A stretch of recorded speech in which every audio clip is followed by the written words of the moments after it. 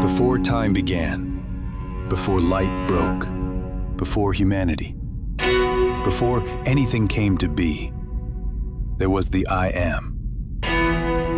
He emerged from no source, for nothing preceded him. Long before the cosmos wore its shimmering robe of stars, before lush valleys held the sorrow of mountains, there was the I Am, Elohim,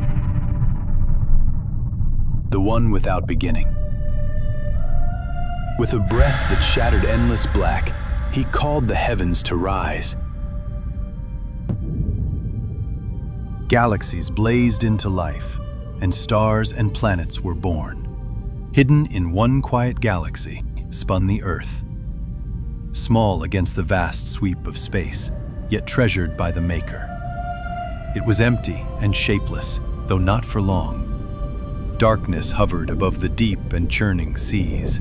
Then, in the silent mystery of this wild and waiting world, the voice of God rang out. Let there be light. It was like a melody, an anthem of power. From his voice, light burst into the silent void. Darkness retreated, and the wild waters were calmed. God looked upon the light. It carried the promise of life. He named the light day and the darkness night. This marked the start of creation. The first day.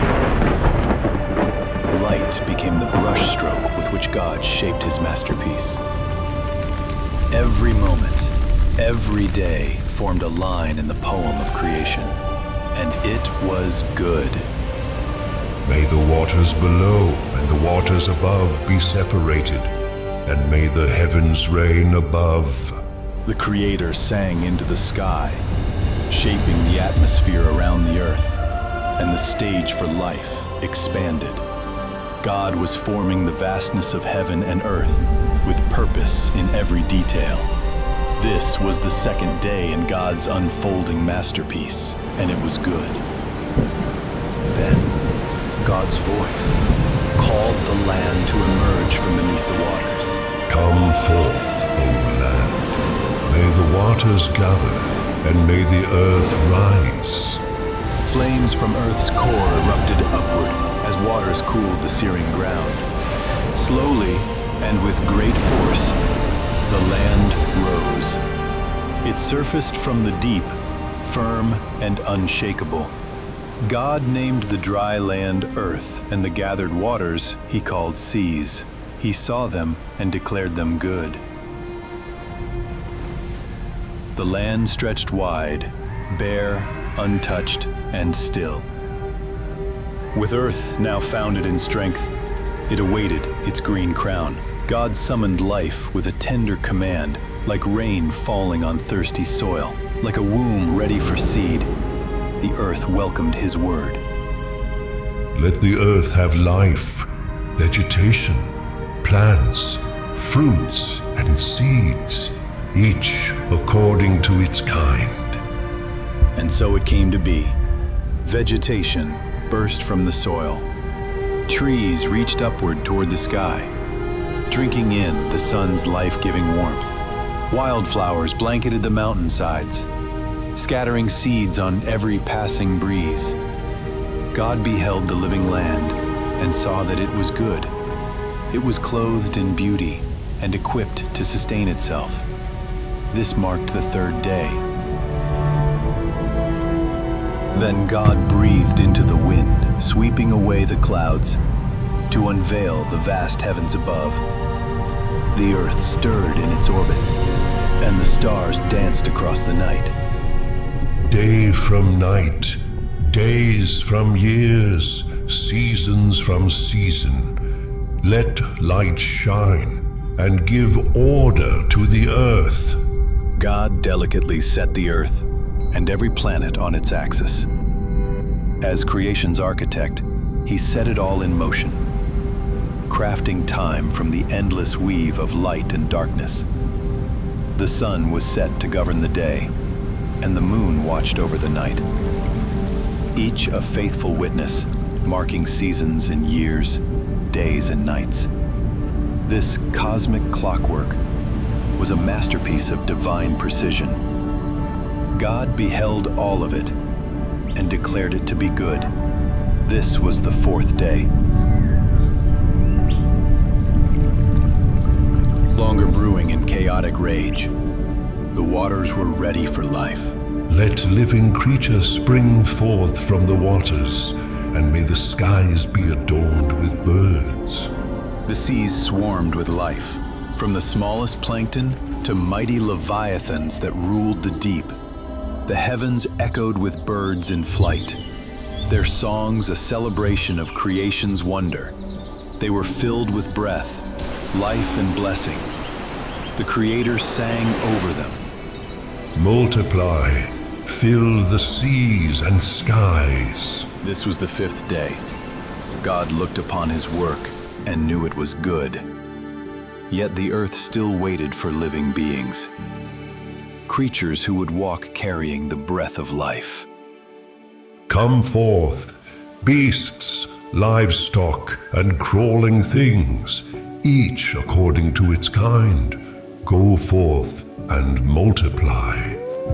God formed the beasts of the land. They thundered and crept.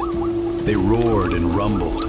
The ground teemed with creatures moving according to God's word and command to fill the earth and flourish. The world became a canvas of life, vivid, wild, and full of promise. This was the fifth day. God saw all he had made and called it good. At last, the moment had come. One final act remained for the Creator.